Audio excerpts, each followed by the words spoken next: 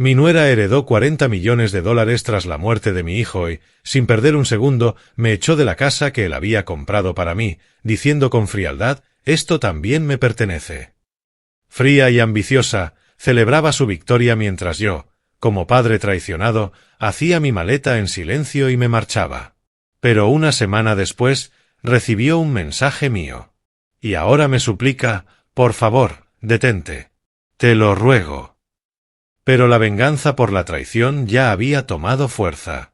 Antes de continuar, suscríbete al canal, dale like al vídeo y cuéntame en los comentarios desde dónde nos escuchas. La risa de Amanda cortó la oración del padre O'Connor como un cuchillo atravesando seda. Momento equivocado, lugar equivocado. Vi cómo las cabezas se giraban y las miradas se volvían duras, llenas de desaprobación. Ella estaba de pie, junto al tercer banco, cubriéndose la boca en una falsa expresión de vergüenza, mientras sus ojos brillaban con diversión por algo que Richard Blake le había susurrado. Mi hijo yacía en ese ataúd a apenas 6 metros de distancia, y su viuda estaba allí, haciendo contactos. Mis más sinceras condolencias, James, dijo Ellen Brown, apretando mi mano con la suya, curtida por los años. Michael era un alma tan generosa. Siempre ayudaba a la gente cuando más lo necesitaban. Gracias, Ellen. Eso lo aprendió de su madre, respondí automáticamente. 40 años de enseñanza me habían entrenado para contestar con cortesía, aunque por dentro mi corazón se sintiera vacío. Detrás de Ellen, una fila de verdaderos dolientes esperaba. Tom Martínez, de la ferretería, los Hendersons, nuestros vecinos, personas que recordaban a Michael como el chico que limpiaba sus entradas de nieve sin pedir nada a cambio, el joven que más tarde daría préstamos sin interés a familias en apuros. La voz de Amanda se filtró entre los murmullos de pésame. «Oh, Richard, sí, creo que podemos hablar del proyecto de Riverside la próxima semana. Michael siempre decía que en los negocios el tiempo lo es todo». La osadía me dejó sin aliento. Había convertido el funeral de mi hijo en una conferencia de negocios. La señora Patterson me abrazó con una fuerza sorprendente para sus 83 años. Ese chico tenía un futuro brillante por delante. Tenía tiempo pasado. El futuro de Michael se había truncado en la autopista 23, cuando un conductor ebrio se saltó la luz roja. A los 38 años, mi hijo poseía más sabiduría y bondad que la que muchos acumulan en toda una vida. Ahora Amanda vestía de luto como si fuera un disfraz, moviéndose entre la gente con una destreza calculada. «James, lamento mucho tu pérdida», me dijo el doctor Reeves, estrechando mi mano con firmeza. Michael financió la nueva ala pediátrica del hospital. Y no quiso que su nombre apareciera en nada. Eso sonaba a Michael. La generosidad anónima era su especialidad. Había heredado el corazón compasivo de su madre, por suerte. Sara se habría sentido mortificada con la actuación de Amanda ese día. Asentí con agradecimiento mientras observaba a Amanda repartir tarjetas de presentación como si fueran caramelos en Halloween. Su traje Armani costaba probablemente más que lo que la mayoría de los presentes ganaba en un mes. Cada gesto estaba calculado, cada sonrisa estratégicamente medida. Se había posicionado de manera impecable para interceptar a los ciudadanos influyentes del pueblo mientras se acercaban a expresar sus respetos. «¡Qué tragedia!», susurró Agnes Cooper. Y esa pobre mujer, tan joven, ahora completamente sola. ¿Pobre? Amanda acababa de heredar 40 millones de dólares y un próspero imperio inmobiliario. Se veía tan afligida como un gato en una lechería. La voz del padre O'Connor se elevó por encima de los murmullos, llamándonos a la oración.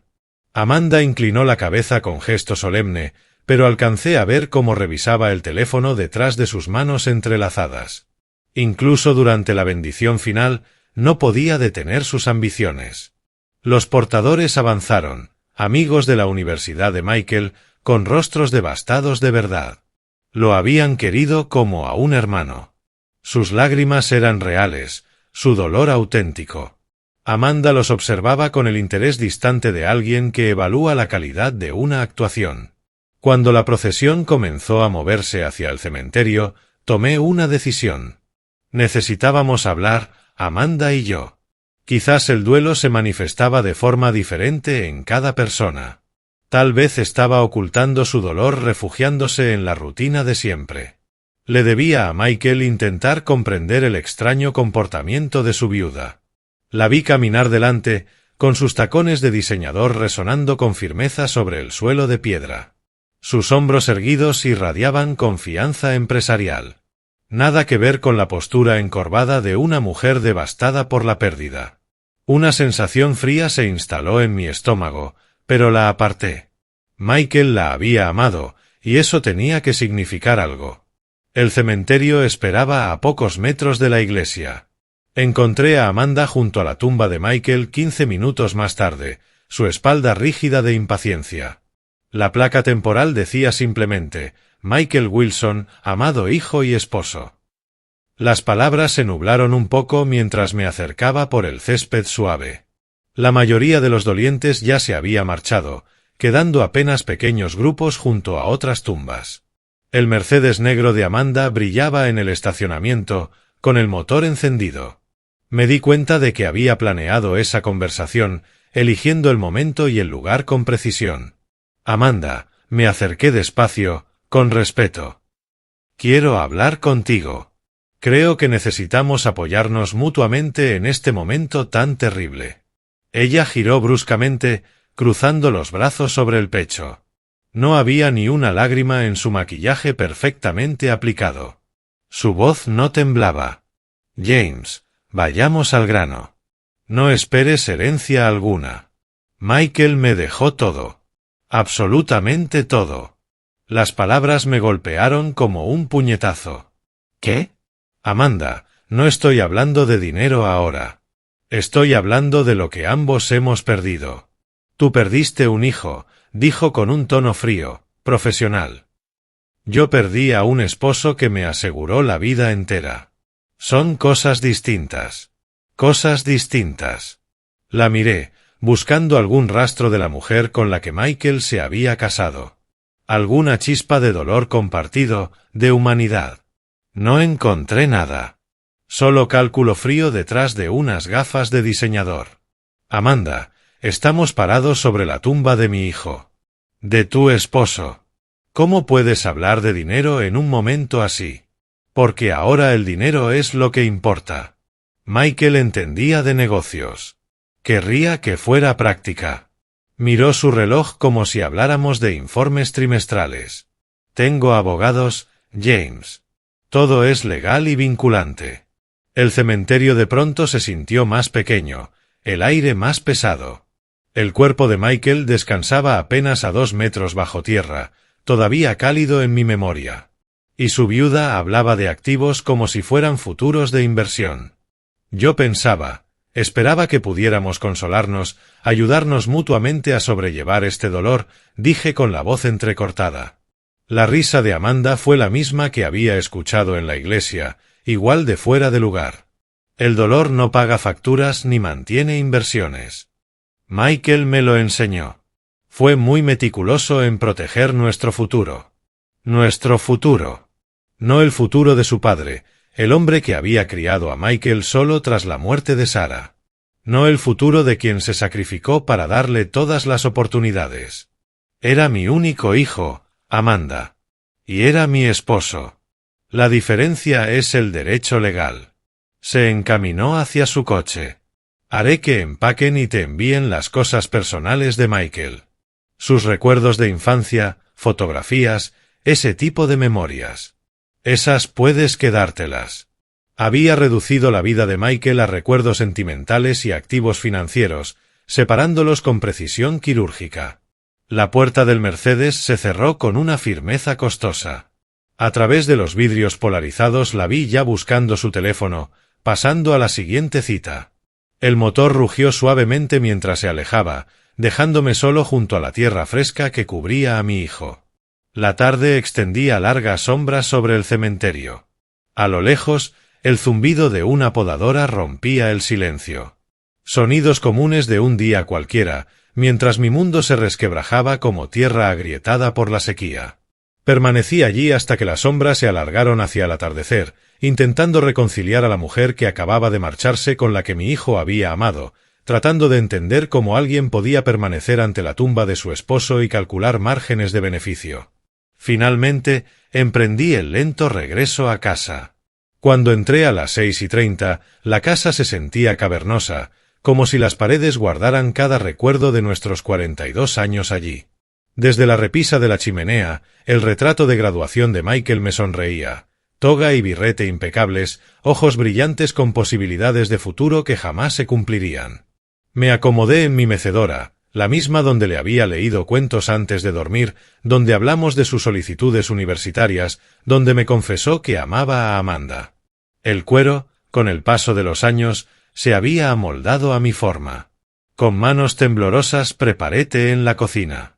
Ese ritual sencillo logró estabilizarme un poco, aunque las palabras de Amanda resonaban sin piedad en mi cabeza. Tú perdiste un hijo.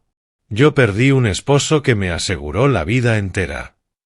De vuelta en la sala, rodeado de los regalos que Michael me había hecho a lo largo de los años, los recuerdos llegaron en avalancha. La mesa de centro que me compró en el Día del Padre, 3 años atrás. La manta de lana verde bosque del último invierno.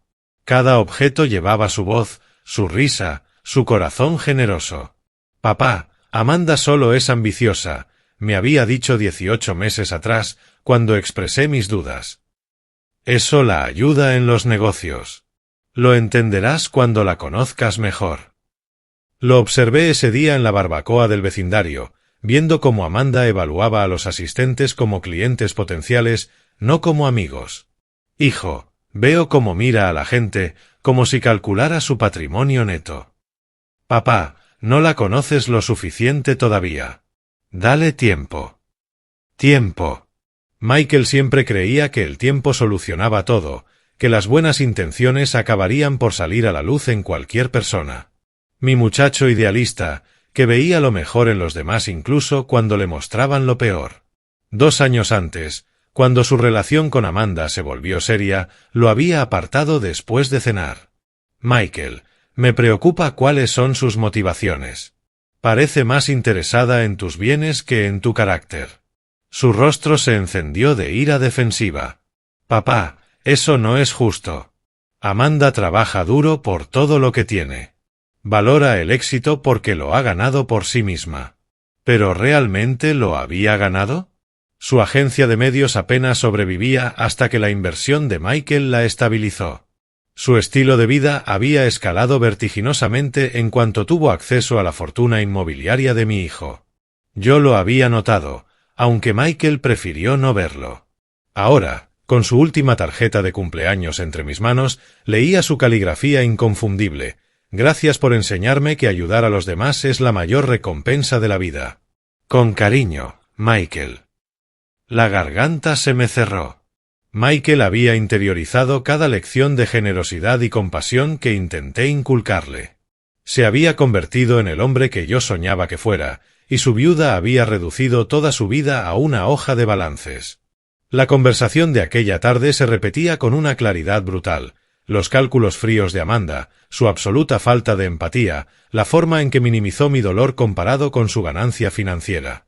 La foto de Michael me miraba desde lo alto, con esa sonrisa confiada que me había cautivado desde que tenía 5 años. ¿Qué pensaría él del comportamiento de Amanda? ¿Aprobaría que tratara a su propio padre como un obstáculo para la riqueza? No.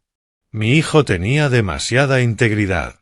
Se habría horrorizado ante tanta crueldad, devastado por la frialdad hacia el hombre que lo había criado. Toqué el cristal que cubría su foto de graduación. Michael, hijo mío, susurré.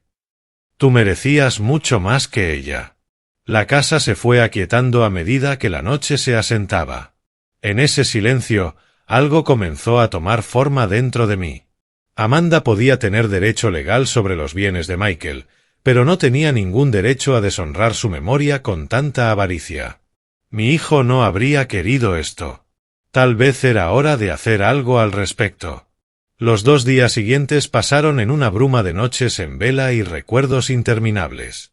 Me movía por la casa como un fantasma que ronda su propia vida, tocando los objetos que Michael había elegido, comprado o simplemente valorado durante nuestros años juntos. Cada habitación contaba un capítulo distinto de nuestra historia. En la sala, la mesa de centro de aquel Día del Padre, cuando Michael me sorprendió con el anuncio de que quería comprarme una casa.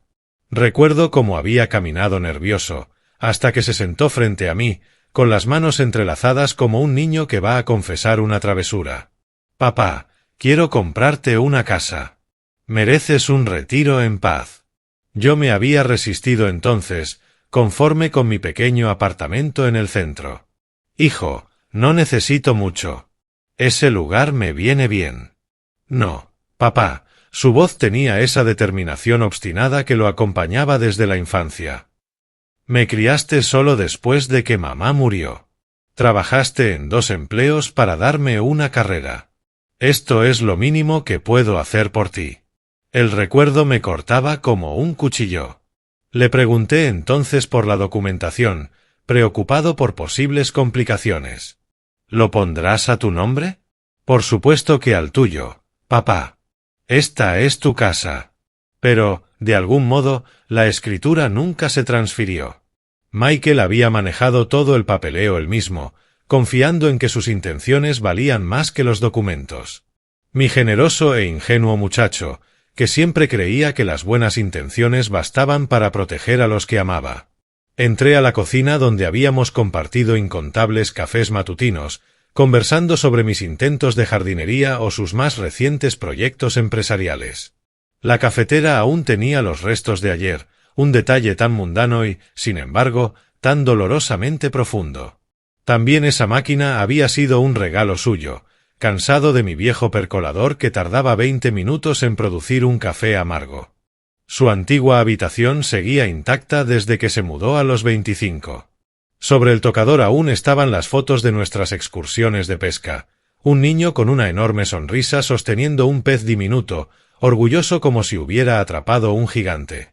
Yo le había enseñado a lanzar la caña en Miller's Creek, el mismo lugar donde mi padre me enseñó a mí.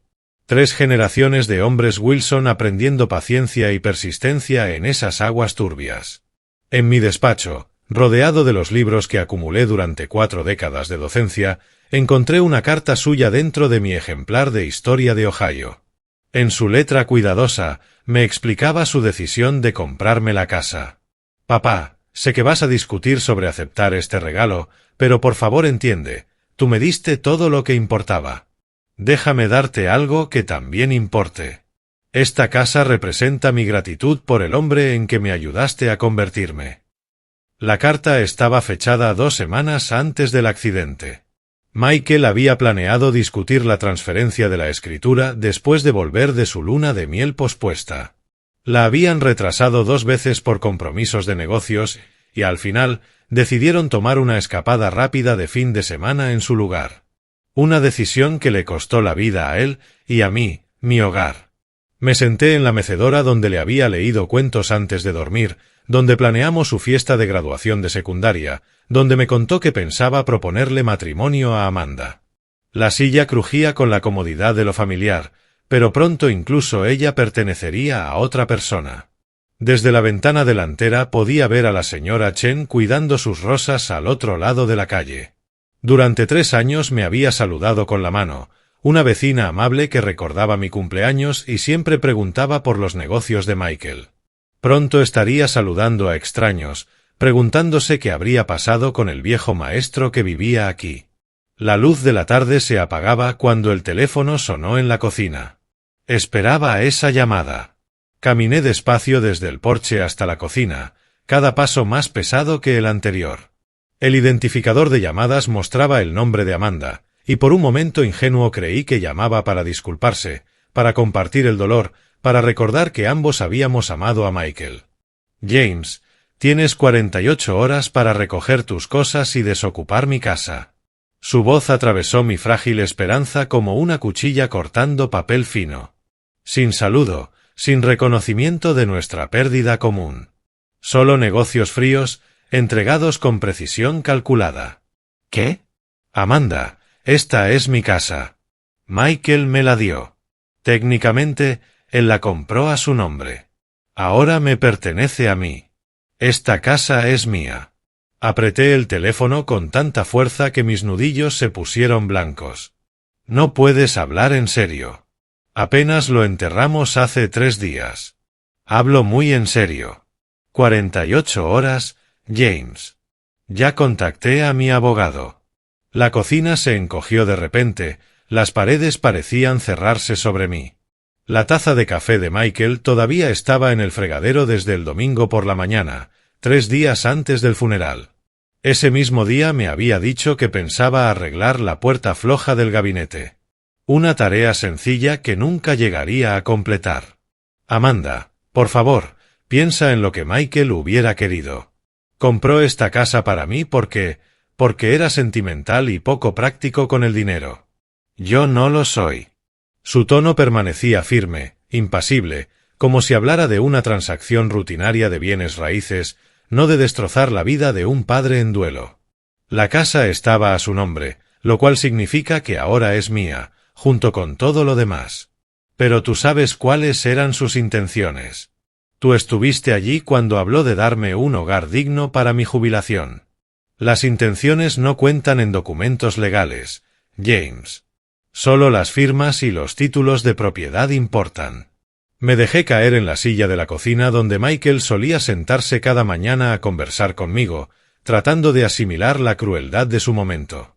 3 días después de enterrar a su esposo, ella estaba desalojando a su suegro. ¿Dónde se supone que voy a ir? Tengo 68 años, Amanda. Esto no es fácil a mi edad. Ese no es mi problema. Tú lo criaste. Deberías haberle enseñado una mejor planificación financiera. Las palabras me golpearon como una bofetada. Me estaba culpando por la generosidad de Michael, tratando su bondad como un defecto de carácter que había complicado sus planes de negocio. Amanda, te lo ruego. Dame tiempo para encontrar otro lugar, para organizarme. 48 horas es generoso. Podría haberte hecho desalojar de inmediato. A través de la ventana de la cocina veía el huerto que Michael me había ayudado a plantar la primavera pasada. Los tomates apenas empezaban a madurar, testigos de planes que nunca se cumplirían. Piensa en la memoria de Michael. ¿Qué diría él de esto? Michael no está aquí para objetar. Su voz no llevaba emoción alguna, ni siquiera el reconocimiento de que su ausencia era una tragedia y no una oportunidad. Y yo quiero que te vayas antes del jueves en la tarde. La línea se cortó con un clic seco, dejándome frente al teléfono silencioso. Lo dejé con cuidado sobre la mesa, con las manos temblando por la edad, el shock y algo que tal vez era rabia. 2 días. Me había dado 2 días para desarmar una vida entera. Pasé la siguiente hora revolviendo cada papel que Michael había dejado en los cajones de mi escritorio, con la esperanza de encontrar algo que demostrara sus intenciones respecto a la casa. Certificados de nacimiento, declaraciones de impuestos antiguas, pólizas de seguro, nada que pudiera ayudarme legalmente. A las 10:30 llamé a Frank Miller, el abogado que había gestionado mi testamento y la herencia de Sara años atrás. Frank, necesito preguntarte algo importante. ¿Puede Amanda desalojarme legalmente de esta casa? Su silencio inicial me lo dijo todo. James, lamento mucho lo de Michael. ¿Cuál es exactamente la situación con la casa? Le expliqué lo de la compra, las intenciones de mi hijo, la falta de una transferencia formal de la escritura.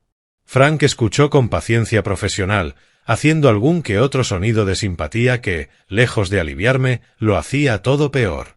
Lamentablemente, James, la ley es clara en esto. Si la propiedad está a nombre de Michael y Amanda hereda su patrimonio, ella tiene todo el derecho legal sobre la casa. Pero Frank, él la compró para mí. Tú sabes que Michael jamás querría que su viuda echara a su padre a la calle. Entiendo el aspecto emocional, James, pero la ley de herencias no contempla intenciones que no estén documentadas. Lo siento mucho. ¿Y qué hay de mis derechos como inquilino? He vivido aquí 3 años.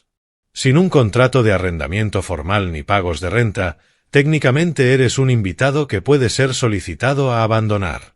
De hecho, Está siendo generosa al darte 48 horas. ¿Generosa? Frank Miller pensaba que Amanda estaba siendo generosa. Lo agradecí y colgué, comprendiendo al fin que la confianza de Michael en las personas había sido su mayor debilidad.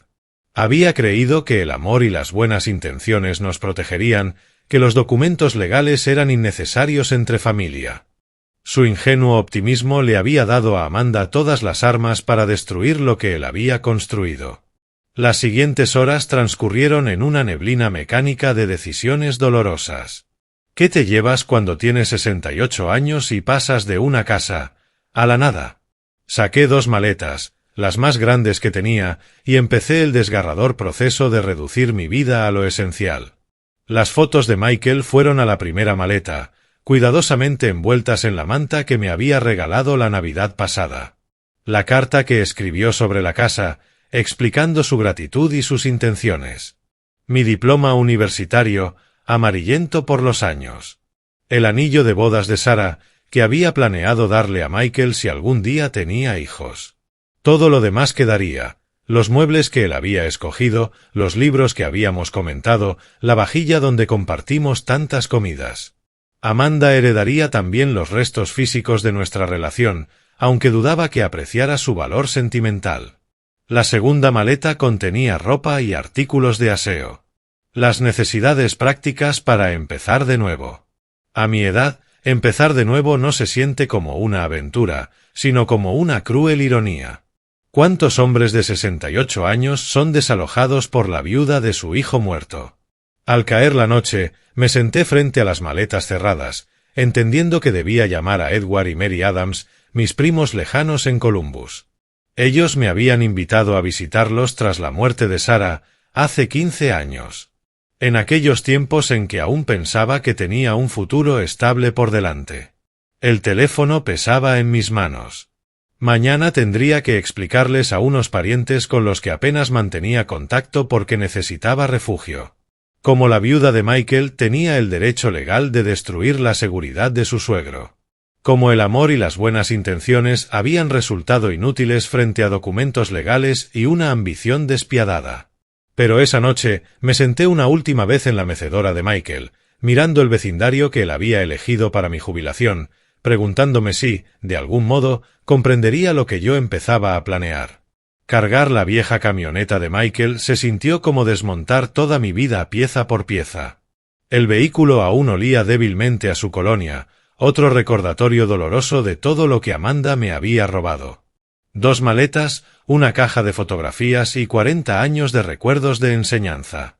Eso era todo lo que podía llevarme de la casa que mi hijo había comprado para mi retiro. El viaje hasta la granja del tío Edward me llevó por los campos que Michael y yo habíamos recorrido durante su adolescencia.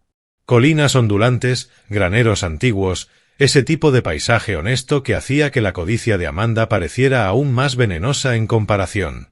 15 millas parecieron un mundo entero. Uno donde la familia todavía importaba más que el dinero. Edward me recibió en la entrada de grava, con sus manos curtidas ayudándome con las maletas antes de que pudiera protestar. A sus 72 años, se movía con la fortaleza tranquila de décadas de trabajo en el campo. Detrás de él, la tía Mary salió de la casa, limpiándose la harina del delantal. James, cariño, luces agotado. El abrazo de Mary llevaba la calidez que había estado buscando desde la muerte de Michael. Ven adentro. Tengo café recién hecho. La mesa de la cocina había sido, desde mi infancia, el lugar donde se reunía la familia en los veranos. Ahora sería testigo de mi explicación, como la viuda de Michael había destrozado la vida de su suegro con precisión legal. Tío Edward, tía Mary, dije con el alma en un hilo, necesito pedirles algo difícil. ¿Puedo quedarme con ustedes un tiempo? Por supuesto que sí, respondió Mary sin dudarlo. Esta es tu familia, James. Siempre tendrás un lugar aquí. Edward se inclinó hacia adelante, su expresión endureciéndose a medida que le explicaba el ultimátum de Amanda. Un momento.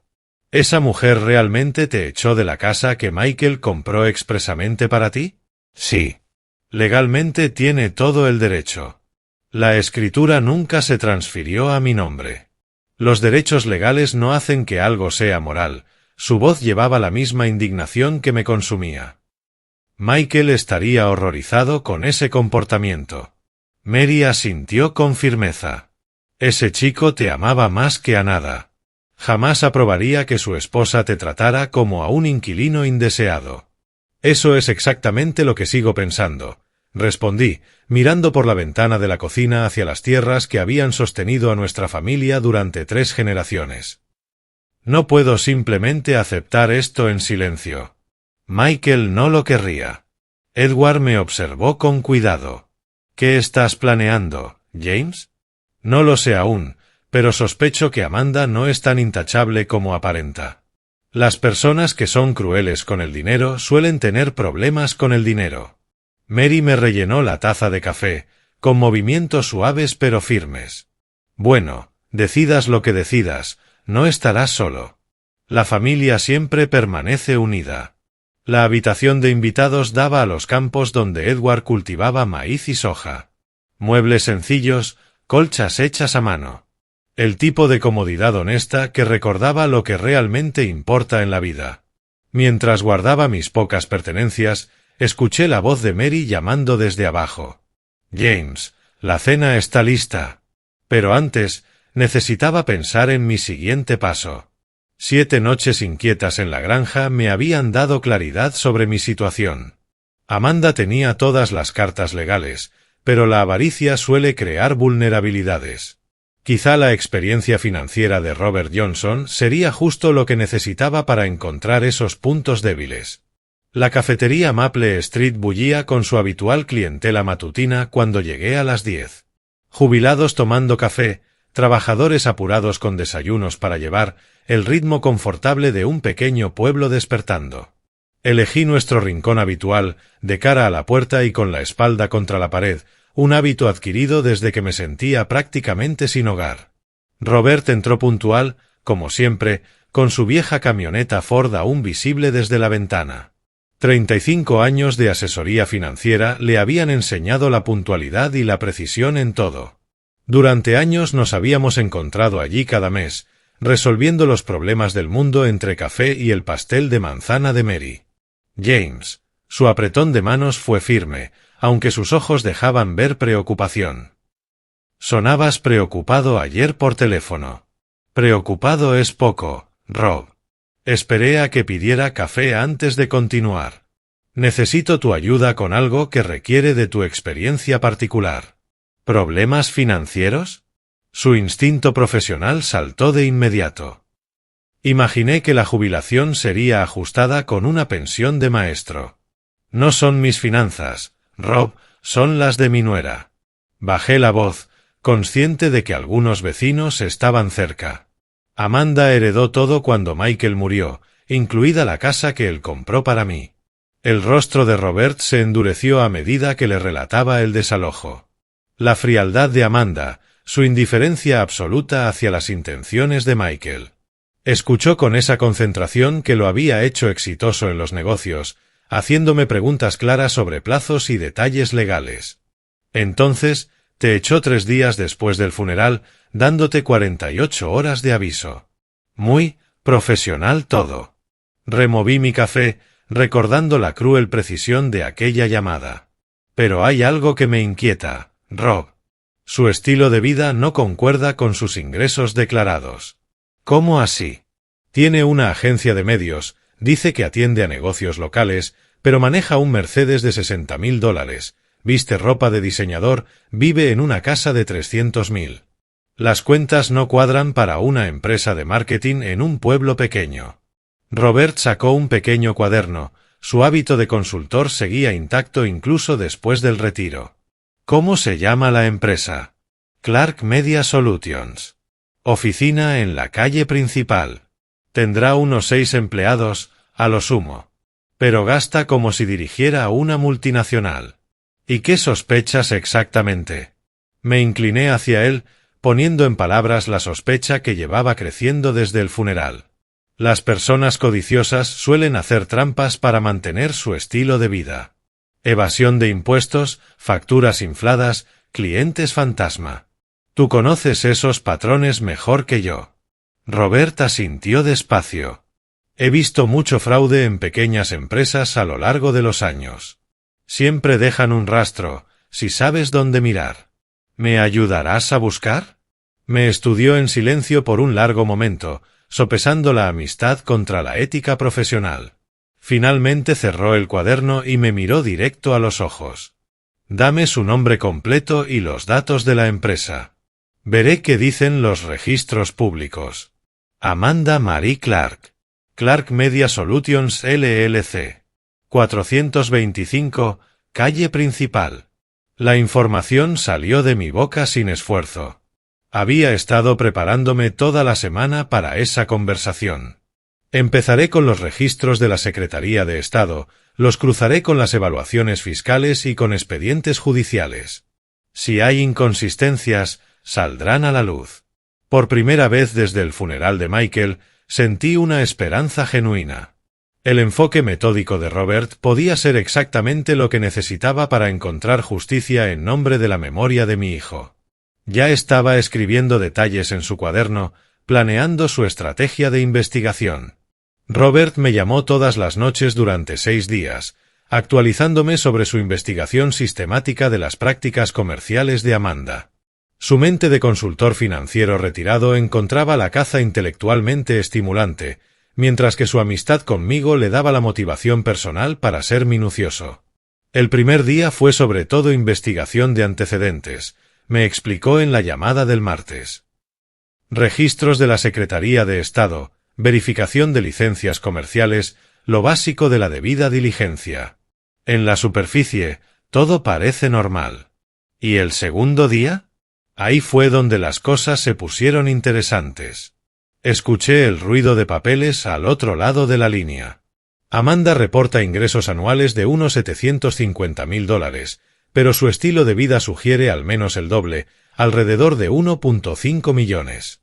Para el jueves, los hallazgos de Robert se habían vuelto realmente inquietantes. James, encontré un cliente en sus registros de facturación que no existe. Riverside Development Corporation. Le ha facturado $85.000 en los últimos 2 años. ¿Cómo puedes estar tan seguro de que no existe? Porque revisé todas las bases de datos disponibles. No tiene licencia comercial, ni declaraciones de impuestos, ni dirección física. Es una empresa fantasma que creó para justificar ingresos falsos. La llamada del viernes reveló el alcance completo del engaño de Amanda. Tengo documentación de al menos $400.000 en ingresos no declarados en efectivo, gastos inflados que no corresponden a compras reales y 3 clientes falsos más además de Riverside Development. ¿Es suficiente para una acción legal? Más que suficiente para cargos por evasión fiscal. Organicé todo cronológicamente, crucé las fuentes, preparé un paquete de presentación que interesaría mucho a cualquier investigador del IRS. El sábado por la mañana, Robert llegó a la granja con una carpeta manila gruesa que contenía copias de todo lo que había descubierto. Edward y Mary se reunieron alrededor de la mesa de la cocina mientras él extendía las pruebas como un fiscal preparando un juicio. Su nuera ha estado haciendo trampa sistemáticamente en sus impuestos durante al menos 3 años, anunció Robert. Estimación conservadora. Le debe al gobierno federal unos $120.000 en impuestos atrasados, más multas e intereses. Me quedé mirando los documentos, estados de cuenta bancarios, facturas, cuadros de referencias cruzadas que mostraban claramente un fraude deliberado. ¿Cómo encontraste todo esto? Los registros públicos son más accesibles de lo que la gente cree. Amanda se descuidó porque pensó que nadie la vigilaría. Me señaló un fragmento resaltado. ¿Ves esto? Declaró $45.000 en compras de equipos para la empresa, pero no hay un aumento correspondiente en activos ni en productividad. Mary negó con la cabeza, disgustada. Y esta es la mujer que te echó de tu casa por ser impráctico con el dinero. Edward se recostó en su silla, estudiando las pruebas con la sensatez práctica de un granjero. ¿Qué pasa cuando esto se reporta a las autoridades? Investigación criminal, sanciones financieras, posible cárcel, según lo agresivos que quieran ser. La satisfacción profesional de Robert era evidente. La evasión fiscal es un delito federal. Se lo toman en serio. Tomé una de las facturas que mostraba pagos de Riverside Development Corporation, el cliente fantasma que había ayudado a financiar el lujoso estilo de vida de Amanda. Michael se habría horrorizado con esto. Él era escrupulosamente honesto en cada transacción, lo que hacía aún más gratificante documentar todo esto. Robert cerró la carpeta con cuidado. James, ahora tienes todo lo necesario para asegurarte de que Amanda enfrente las consecuencias de sus actos. El paquete de pruebas reposaba sobre la mesa de la cocina como un arma cargada, esperando que yo decidiera cómo usarla. Pero antes, necesitaba planear mi estrategia con mucho cuidado. El paquete de documentos se sentía más pesado de lo que realmente era mientras lo cargaba a mi camioneta el martes por la mañana. Habían pasado 3 días desde que Robert completó su investigación. 3 días que pasé planeando exactamente cómo usar la munición que me había entregado. Primera parada, la biblioteca pública de Riverton. Necesitaba copias que no pudieran rastrearse hasta mí, y la vieja fotocopiadora de la biblioteca aceptaba monedas sin registrar a los usuarios. La bibliotecaria apenas levantó la vista mientras yo introducía las monedas y reproducía meticulosamente los documentos más comprometedores de la investigación de Robert. Las facturas del cliente fantasma fueron al primer sobre, junto con las declaraciones de impuestos de Amanda mostrando ingresos absurdamente bajos. Un segundo sobre contenía la comparación de estilo de vida que Robert había preparado. Fotos del Mercedes de Amanda, su ropa de diseñador en el funeral de Michael, su casa de $300,000, todo contrastado con registros empresariales que declaraban ganancias modestas. En la oficina de correos compré sellos en efectivo y envié el primer sobre a la División de Fraude Fiscal del Departamento de Impuestos de Ohio. La dirección de remitente era de un edificio inexistente. Las denuncias anónimas funcionan mejor cuando son realmente anónimas. El segundo sobre requería un enfoque distinto. Conduje hasta Riverside Park y marqué el número que había encontrado de Tom Richardson, reportero de investigación en el Riverton Daily Chronicle. Su contestadora respondió tras 4 timbres. Señor Richardson, tengo información sobre fraude financiero relacionado con un negocio local. Reúnase conmigo en el pabellón sur de Riverside Park a las 2 si le interesa una historia. El pabellón ofrecía privacidad y rutas de escape. Tom Richardson llegó puntual, un hombre delgado de unos 40 años, con una libreta de reportero y la expresión escéptica que esperaba. Usted llamó sobre fraude financiero. Clark Media Solutions. Aquí están los documentos. Le entregué el segundo sobre sin ceremonia. Tom lo abrió con cuidado, revisando el contenido con la atención minuciosa de un profesional. Sus cejas se arquearon al procesar la información, el cliente fantasma, las discrepancias de ingresos, el patrón claro de evasión sistemática. Son acusaciones serias. ¿De dónde proviene esta información? Eso no importa. Lo que importa es que todo puede verificarse en registros públicos. Revíselo usted mismo. ¿Y por qué traerme esto a mí? ¿Por qué no ir directamente a las autoridades? Porque la comunidad merece saber cuando un empresario local engaña al sistema. La señora Clark heredó $40 millones de la herencia de su esposo. No necesitaba robarle también a los contribuyentes. Tom examinó los documentos con más atención. Sus instintos de reportero reconocían una historia que podía marcar su carrera. Necesitaré tiempo para verificar todo esto de manera independiente. Tómese todo el tiempo que necesite. Esos documentos no van a desaparecer. Regresé a mi camioneta, dejando a Tom Richardson sentado en la mesa del pabellón, con su libreta y los secretos financieros de Amanda desplegados frente a él. Las ruedas de la justicia se movían despacio, pero al fin habían empezado a girar. La semana siguiente pasó lentamente en la granja. Ayudé a Edward con el mantenimiento de rutina, alimenté al ganado, hice el trabajo honesto que me recordaba porque la corrupción de Amanda resultaba tan ofensiva. Cada noche revisaba la edición digital del Riverton Daily Chronicle, esperando que Tom Richardson terminara su proceso de verificación. 7 días después de nuestro encuentro en el parque, Mi teléfono vibró con un mensaje de texto a las 7:30 de la tarde. El nombre de Amanda apareció en la pantalla. Era la primera comunicación suya desde el ultimátum del desalojo. James, por favor, detente. Te lo ruego. Sé que eres tú. Me quedé mirando el mensaje durante un largo rato, recordando su voz en aquella llamada terrible cuando me dio 48 horas para abandonar el regalo de Michael.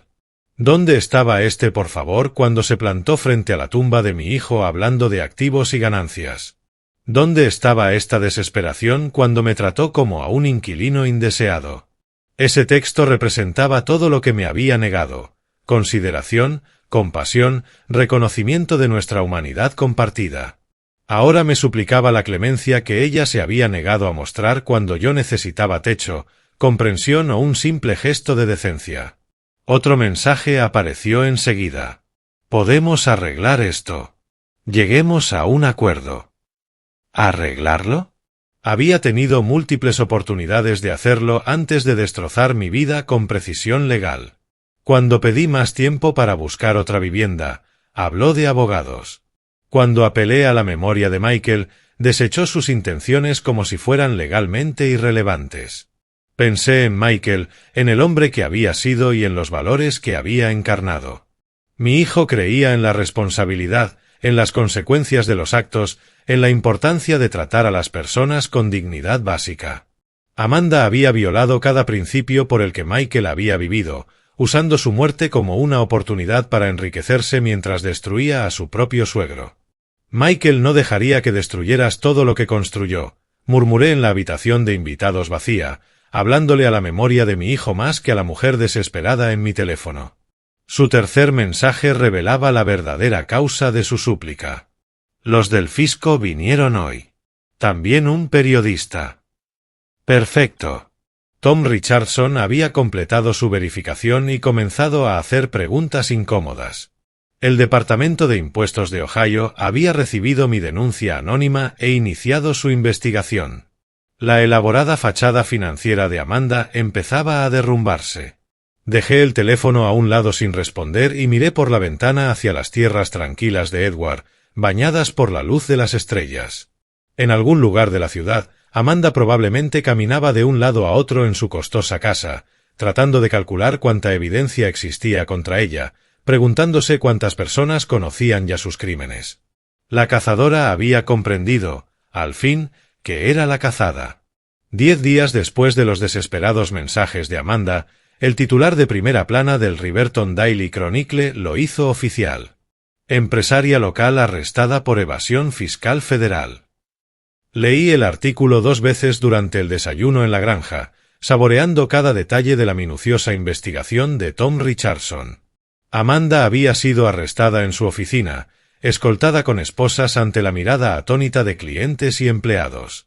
La historia relataba años de fraude financiero, clientes fantasma y subdeclaración sistemática de ingresos que sumaban casi $400,000. A las 9, mi teléfono sonó. Era el señor Hunter, el abogado que había gestionado el testamento original de Michael. Señor Wilson, tengo excelentes noticias.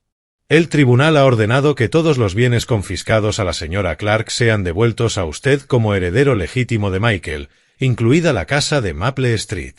Incluida la casa. La señora Clark ha sido condenada a 5 años en prisión federal y al pago de cuantiosas multas.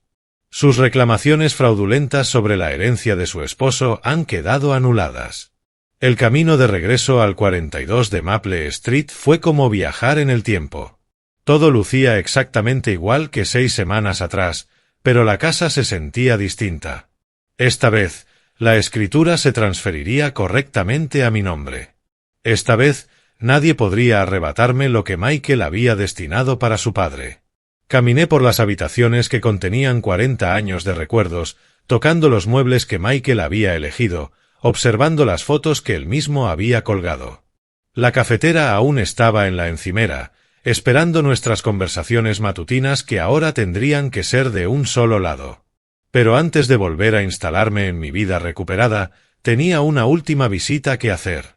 El cementerio estaba en paz bajo la luz de la tarde. La lápida permanente de Michael había sido colocada mientras yo estaba fuera. Decía simplemente, Michael Wilson, amado hijo. Sin mención alguna de Amanda como su esposa sobreviviente. Incluso en la muerte, la justicia lo había separado de su corrupción. Michael, dije suavemente, arrodillándome junto a la tumba, se hizo justicia. Tu memoria está protegida, y tus regalos finalmente llegaron a su destinatario. La brisa de verano agitó los arces alrededor del cementerio, trayendo el aroma del pasto fresco y la promesa de días tranquilos por venir. Me incorporé lentamente, con mis articulaciones de 68 años quejándose por la postura, y miré la lápida una última vez. Tu padre ya no está sin hogar, hijo. Al caminar hacia la salida del cementerio, llevaba conmigo la dignidad restaurada que nace de ver cómo la justicia prevalece con paciencia y los métodos correctos. El atardecer pintaba el cielo de naranjas y violetas brillantes, un final perfecto para un día que me devolvía tanto mi hogar como mi fe en la rendición de cuentas. Amanda pasaría los próximos 5 años aprendiendo que cada acción tiene consecuencias. Yo, en cambio, pasaría mis años restantes honrando la memoria de Michael en la casa que él compró para la jubilación pacífica de su padre. Si te gustó esta historia, dale me gusta a este vídeo, suscríbete al canal y comparte en los comentarios lo que piensas de este relato. Para escuchar la siguiente historia, haz clic en el recuadro de la izquierda. Gracias por acompañarme.